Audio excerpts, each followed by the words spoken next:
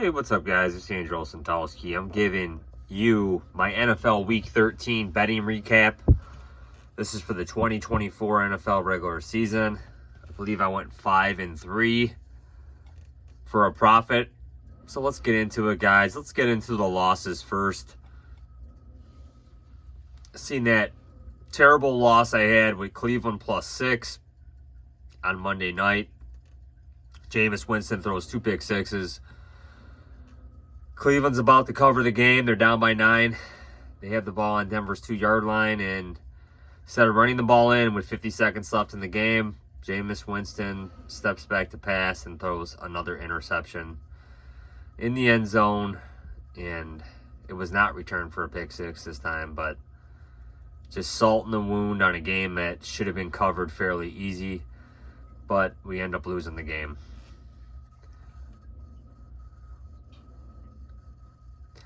Another loss I had that was actually a non-model play, but I had a bet on it, so I stuck with it, was Tennessee +6. They got absolutely wiped out by Washington, man. Washington had like a 28-0 lead on them at one point. I mean, the game was in the bags fairly early. There was no possible way Tennessee could mount a comeback in that fight, and Washington beat Tennessee rather easily.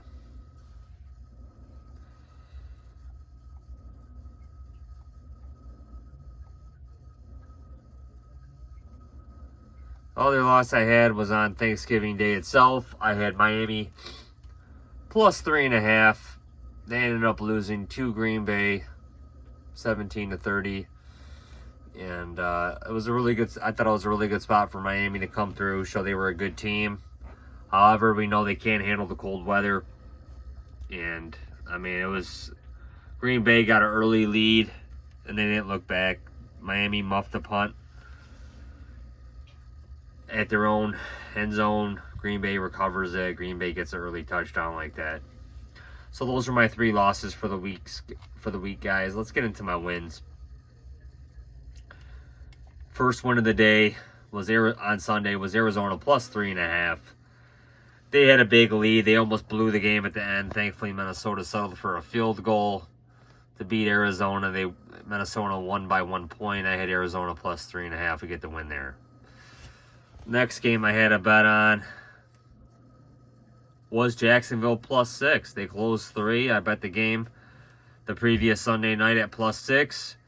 And Jacksonville had to mount a serious comeback in order to get that backdoor cover. But Houston had a massive lead on them. Did not look like Jacksonville was going to cover that game. They end up covering, thankfully. But if you got the closing number at +3, you would have pushed on that game. The next game I won was Carolina +6. Carolina, this felt fairly easy to me. Carolina had a big lead on them. Tampa Bay came back.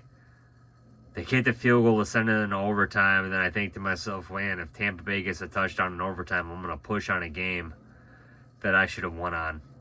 Thankfully, Tampa just ends up with a field goal in overtime. They win by 3. The Carolina +6 covers.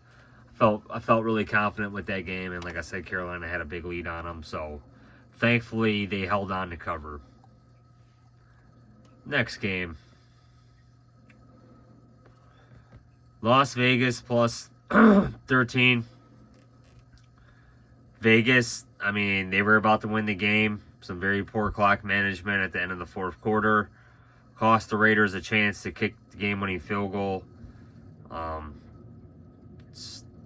Terrible coaching, just all-around bad play. They showed up. They played Kansas City hard. They're a fierce division rival. So the Raiders +13 covers the game. And again, that was fairly easy.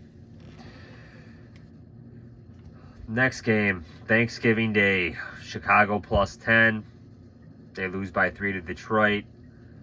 They were down, I want to say 16-0 at halftime. It wasn't looking good. Thankfully, Chicago rebounded in the second half of that game. Again, poor decision-making at the end of the quarter. At the end of the fourth quarter, they're not able to kick a game-tying field goal. They let the clock run down, and it cost Matt Eberflus, the Chicago Bears head coach's job the next day. However, the Bears have been playing hard for me. They covered the spread again. The plus 10 was good all day. So I go 5-3, guys, for the week. Profitable week.